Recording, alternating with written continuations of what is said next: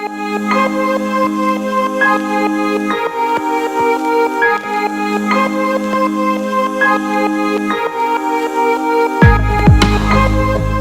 is Away Series 2, a podcast for anyone interested in a fresh approach to 12-step recovery. I'm your host, Steph Roberts.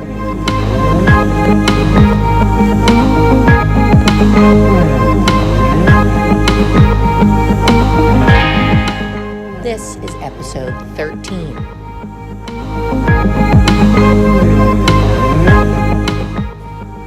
Hello! I am coming off the most wonderful weekend. A sponsee of mine who's since become a great friend and who deserves the world just got engaged. This woman, even when she was drinking, was generous and loving. But in sobriety, she is such a treasure. She's filled with love and ready to spread it around. And, if she hadn't found AA, I don't know if she'd have gotten sober. And she certainly wouldn't have had the courage to move to another state, find a new job, buy a new house. And she did all that before she met the guy. And then she met this amazingly kind man. And let me tell ya, we attract what we are, right?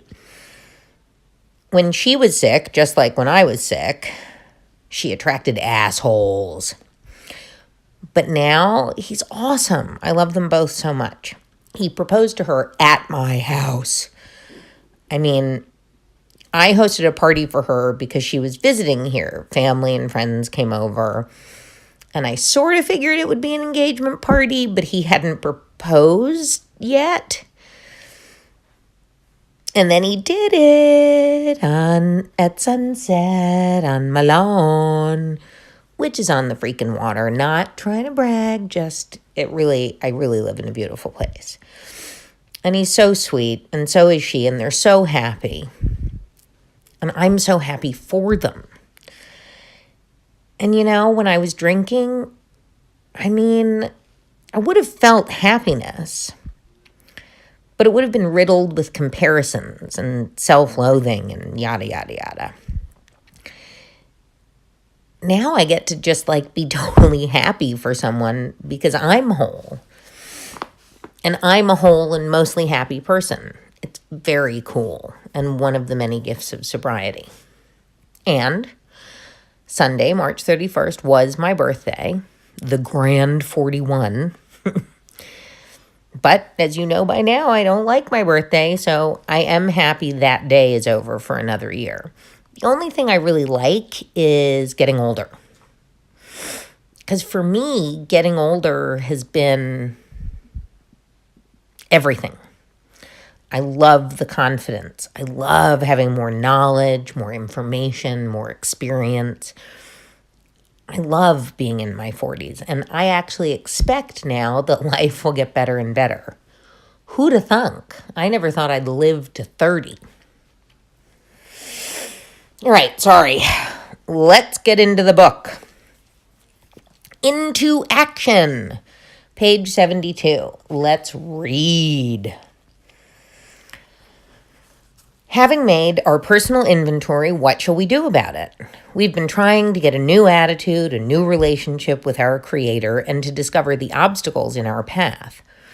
We have admitted certain defects. We have ascertained in a rough way what the trouble is. We have put our finger on the weak items in our personal inventory. Now, these are about to be cast out. This requires action on our part, which, when completed, will mean that we have admitted to God, to ourselves, and to another human being the exact nature of our defects. This brings us to the 5th step in the program of recovery mentioned in the preceding chapter. This is perhaps difficult, especially discussing our defects with another person. We think we have done well enough in admitting these things to ourselves. There is doubt about that. In actual practice, we usually find a solitary self-appraisal insufficient. Okay, stopping for a second. So far, this kind of makes sense. The language is a little bit harsh, but it makes some sense, and it's what we've talked about before. Okay, reading on. Many of us thought it necessary to go much further. We will be more reconciled to discussing ourselves with another person when we see good reasons why we should do so. The best reason first. If we skip this vital step, we may not overcome drinking. Time after time, newcomers have tried to keep to themselves certain facts about their lives. Trying to avoid this humbling experience, they have turned to easier methods. Pause. I'm not sure they avoid it because it's humbling or the fear of ego so much necessarily. So I think this is poorly worded. I think it's more about shame, sometimes fear of appearing weak, but we'll get into that in a minute. Picking back up. Almost invariably, they got drunk. Having persevered with the rest of the program, they wondered why they fell. We think the reason is that they never completed their house cleaning. They took inventory all right, but hung on to some of the worst items in stock. They only thought that they had lost their egoism and fear. They only thought they had humbled themselves. But they had not learned enough of humility, fearlessness, and honesty, in the sense we find it necessary, until they told someone else all their life story. More than most people, the alcoholic leads a double life. He is very much the actor. To the outer world, he presents his stage character. This is the one he likes his fellows to see. He wants to enjoy a certain reputation, but knows in his heart he doesn't deserve it. All right. So, yikes, right? Pretty difficult language. But let's break it down and look at it through maybe a gentler lens, some rewording or reframing. So we've finished step 4. Now what? Up until this point, we've been working on changing our attitude about alcohol, at least if you're following this podcast. That's the primary focus. And we've been asking for help with that problem, humbling in and of itself. Once some of the fog cleared up, we looked at some of the things, other things, they call them defects, we have different names for them, that were hindering our progress in sobriety, perhaps in other areas of our life. So now, because objectivity is nearly impossible when looking at ourselves, it's a really good idea to talk about it with someone else. So that's what we're doing in step 5. We can take out God if we want, admit it to yourself and then to another human being. Scream it to the mountaintop, seriously, if you can. It's as beneficial as it is scary to reveal what you perceive as a weakness. Perceive is key, right? Because your perception of it as a weakness, your perception of it as a defect, may or may not be reality. Also, let's just say it, the idea that no one else is aware of these issues or problems. I mean, people are aware of some of them. There are 3 aspects that make this step effective in my experience. The first is that saying things out loud is literally a relief. I don't know the science of it. I'm sure there is some. But it feels like exhaling.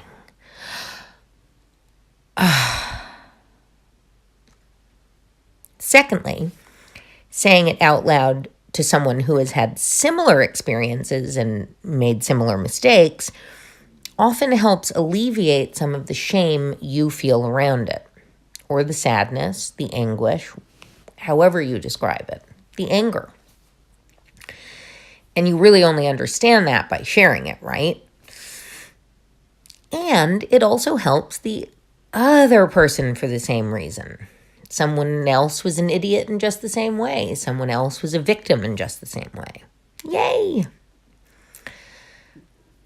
I'll go into that more in a bit. Lastly, it's just easier to look at stuff with someone who's more objective.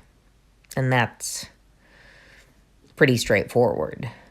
Just saying it out loud to another person actually helps you to hear it differently and approach it with more objectivity. And then it helps even more to have someone else's point of view, someone you trust. We all have blind spots, and talking to another person about things can help us see more clearly and certainly to get a more honest assessment. If you're like me and you'll never tell God because you don't believe there is a God or many gods, then make some time each day just to be quiet and listen to what your conscience tells you. What feelings come up when you think about the choices or mistakes? Then you can discuss that with another person. That person, by the way, can also be a shrink. Your sponsor, please remember, is not a doctor. Even if she is a doctor, she's not yours. It's important to seek other help if you need it, especially if you don't trust the person you're quote-unquote working with. And by now, you've cleared up some of the crazy, and you can start to trust yourself again, no matter what other people in the room say. You can start to trust your instincts. All your thinking wasn't bad, not necessarily.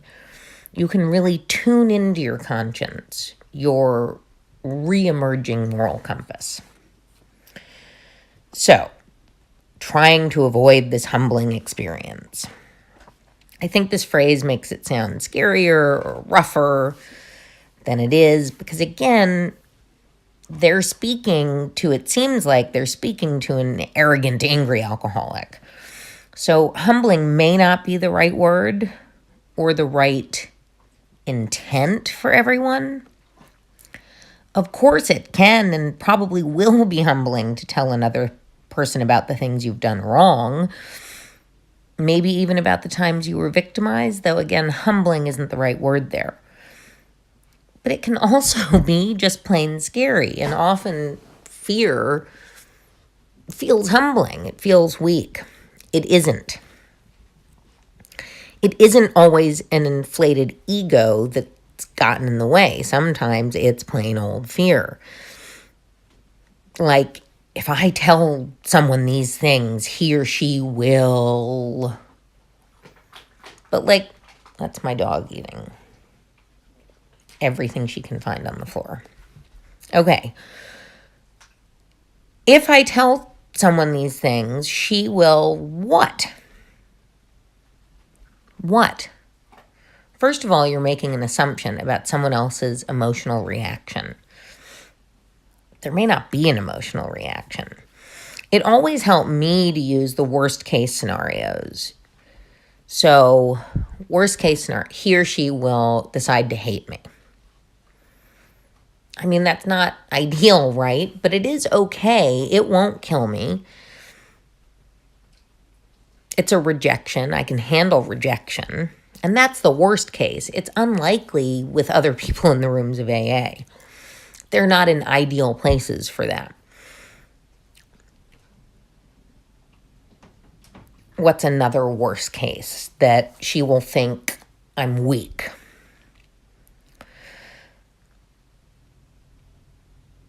So this is the one I've come across more often working with women, but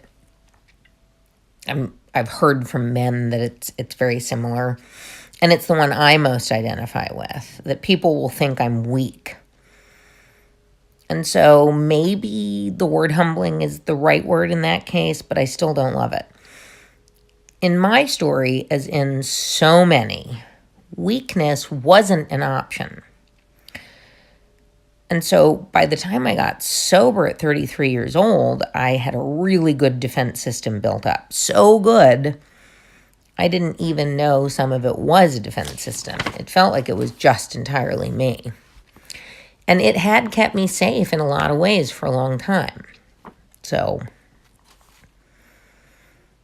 okay, so if I tell someone about even a few of these things, my fear is that person now knows I'm vulnerable, and that matters because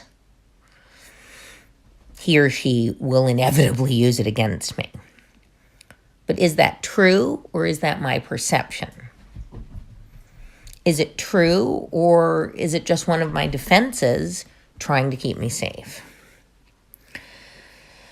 I think what the writers are trying to get at in a long, terribly written, and now antiquated way is that your vulnerability is your strength, especially in AA. As you move forward through a sober life, that will become clearer and clearer. The program of AA is literally designed to help you see your mistakes and traumas as, honestly, a way to help others. So in the beginning, sometimes I would trick myself into this and say, okay, you don't think you're worth it, but you can do this for someone else, right? Like, I didn't love myself enough to take the leap and do it for myself. But I did have faith, knew almost certainly that speaking openly about supposedly disgraceful things helped other people, relieved them of the sense of a stigma. So sometimes still, I do it for them. It ultimately helps me, but I have to kind of trick myself into it. So I'm not entirely comfortable talking about memories of abuse when I was very young for a variety of reasons. But I will do it if I think it'll help someone else. I think my fear of talking about it is reasonable because I was very young, so I don't think my memories are entirely reliable. Even though a lot of the behaviors I exhibited in the years afterwards sort of speak loudly and clearly to it being true. And too, in my house growing up, like, this kind of thing was just, the person who hurt you, me, was just gone. There wasn't any other resolution. They were gone. You were safe from the person, but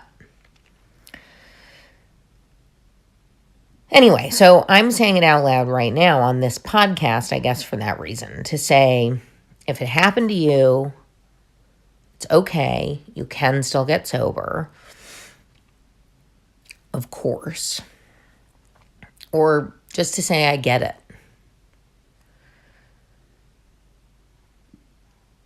For me, it's over now. It doesn't define me. That was definitely one of my fears. By saying it out loud, it also helps me to stop second-guessing myself. It's my memory, so regardless, it's my truth. But it isn't me. It's just one experience, and it doesn't make me weak. In fact, in the long term, it's made me stronger. All right. Enough of that. So let's take out the word egoism and say instead they only thought they had lost their fear. I said this in the last episode. The depth of step 4 is only as deep as you can dig. At that point, that's assuming you can dig really at all. I mean, some of the things may be at the surface. They may be really clear. Some mistakes, some traumas, some anger, some anguish may be right there, may be available easily and immediately.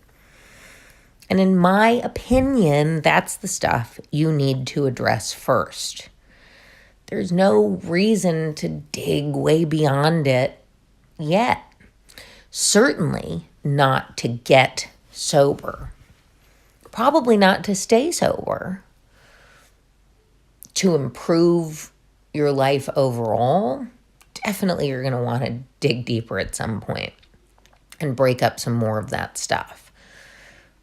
But what we're really focused on in the big book, supposedly, is getting and staying sober, recovery from alcoholism. Anyway, you may not be equipped to handle digging up everything right now. As for the language of that last bit, I think all humans want to be viewed as, talked about, thought about in good terms. And almost all of us have done things that are not in line with the way we want to be perceived. All humans, I mean. The thing is, to be totally blunt, you're not perfect and no one thinks you are. Most people don't care either. They're not thinking about you. We're all immersed in ourselves. Every person has ego. Some are more self-involved than others, but I would argue that most of us are pretty self-involved. So other people aren't really thinking about you and your choices all day, every day. Of course, if they love you, they worry. It may feel like they're judging. They may be judging. But they may also just be assholes. And does an asshole's opinion really matter all that much in the end? But since this is, I think, human nature, let's just try applying it instead to ourselves as drunks, using that vicious cycle of alcoholism. Like, to the outside world, la la la, everything is fine, I'm fine, life is fine. I'm a good person, treating people with respect. What you don't know is that I keep thinking about when I can take the next drink. I'm obsessed with the idea. So I quickly start to lose focus. I become not as focused on the people I love or even my own behavior because I'm thinking about drinking. And then I drink just to stop the thinking. Just one drink, but then that one drink, click. I'm having another, possibly another. Now I've lost focus entirely and I can't exercise control over my behaviors, at least not to the degree I can when I'm not drunk. And I begin to act in ways even I don't like and do things that make me feel crummy about myself. Maybe I don't show up for my kid's soccer game. I yell at my husband. I take a day off work for a hangover. All this, what you don't know, outside people, is just leading me to more fear, sadness, and shame, and the only cure for that is drink. I'm saying when we add the alcohol, the disinhibitor, is when we become the person we don't like. The bad reputation is really the way we see ourselves, right?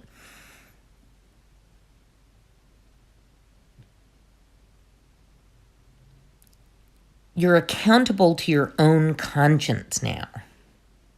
Yes, there is a disconnect between how the world sees you, possibly, how you want them to see you, and the alcoholic you. But there isn't a disconnect when you're not drinking, right? Those two things, the person you want to be and the person you can be, are possible.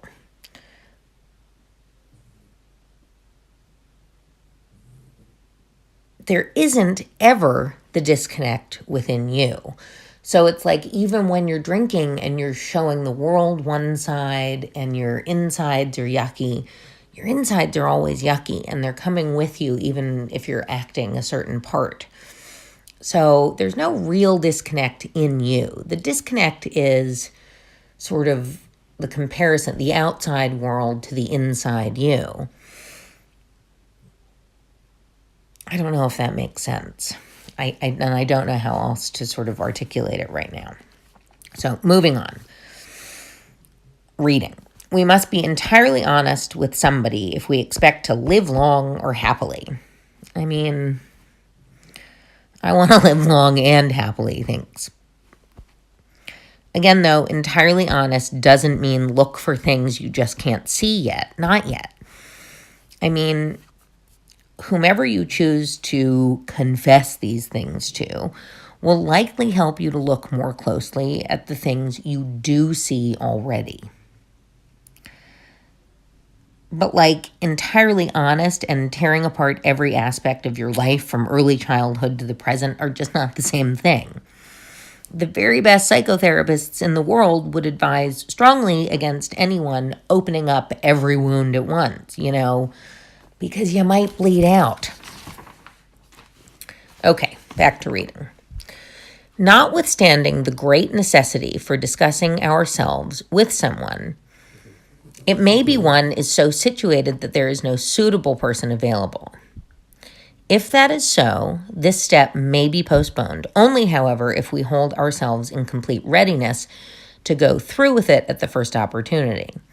We say this because we are very anxious that we talk to the right person. Okay, so you may notice the book doesn't say talk to your sponsor because it wasn't really a thing. At least not in the way we view it today. So all those big book thumpers who are talking about sponsors in a certain way, it's not in the big book.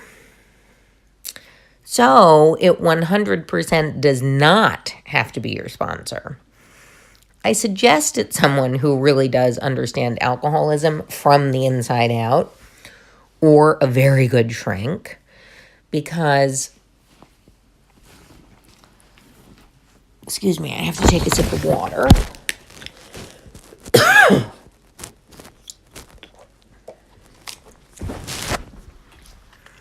Because I think the very last thing you want in those moments of vulnerability is like a horrified face staring back at you. You've already done that to yourself enough. You've shamed yourself enough. So I think that's what they mean here. It needs to be someone with whom you feel safe. They're also, safe doesn't mean they're going to say what you want to hear, but they're going to be calm, gentle, not judgmental, objective, but not overly coddling. I mean, that's my opinion. They're also advising against using the excuse of finding the right person to hold off on the step. Like, okay, you're afraid, of course, this may feel like a Band-Aid ripper. But if you're choosing to trust, and trust me, for instance, I'm saying it may also feel like a deep breath and a long exhale. You don't really know. At some point, it will help you more than it will hurt you to choose to trust someone and move forward. Reading. When we decide who is to hear our story, we waste no time. We have written an inventory and we are prepared for a long talk. We explain to our partner what we are about to do and why we have to do it. This assumes that it's not a sponsor, right? He should realize that we are engaged upon a life and death errand. Most people approached in this way will be glad to help. They will be honored by our confidence. We pocket our pride and go to it, illuminating every twist of character, every dark cranny of the past. Okay, so it may not be pride you have to pocket. It may be fear. It may be fear of vulnerability. It may be defenses.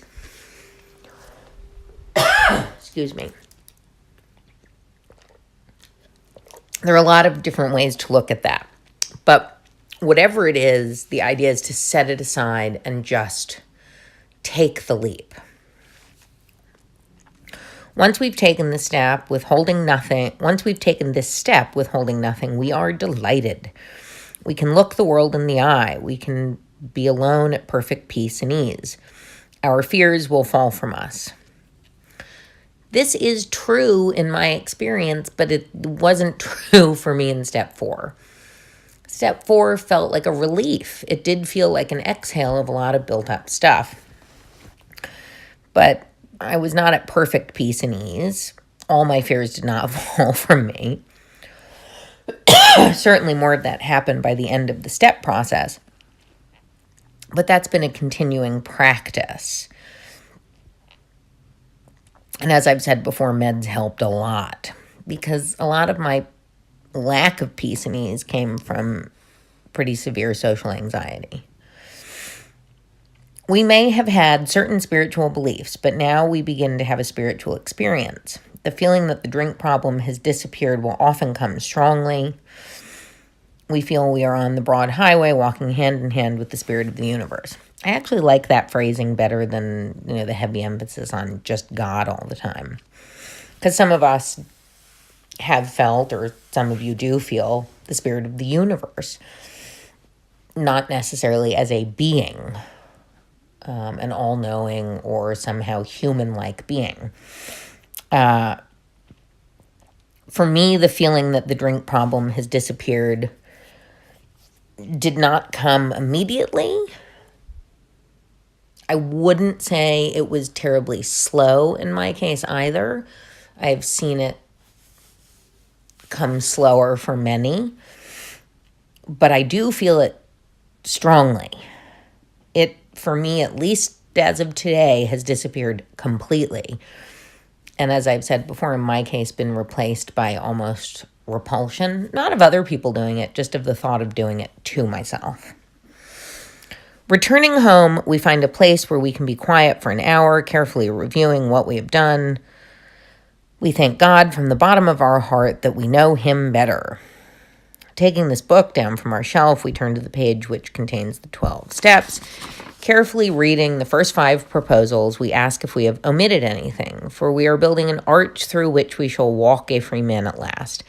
Is our work solid so far? Are the stones properly in place? Have we skimped on the cement put into the foundation? Have we tried to make mortar without sand? So, okay, those are some pretty big promises, and I would argue they're exaggerated a little, but there is real freedom in all this. Real freedom you can feel in your body, in your bones. It was, for me, a release, and it was a release even though I hadn't addressed some stuff. Some of it because I didn't even know it was there until a few years into sobriety. So I dealt with the most present and the most prevalent, and I began to feel freedom and serenity. That got stronger and stronger the longer I stayed sober and the more work I did on myself to be a better human being and better citizen of the world. The final bit, the idea that after your confession, you spend a little quiet time meditating on the work so far. Was I honest? Is there more I should do? Have I held back? Have I done this to the best of my ability? This is the foundation, quite literally, upon which you're going to build your sobriety. Sorry, it's kind of an asthma cough. So, an arch needs a foundation. Your sobriety needs a foundation. Each brick, aka step, needs to be level and straight to the best of your ability. Alrighty, on that note, we will stop. We'll finish up this episode. I send much love. I hope this helped. And please never forget that there isn't only one way, but there is always a way.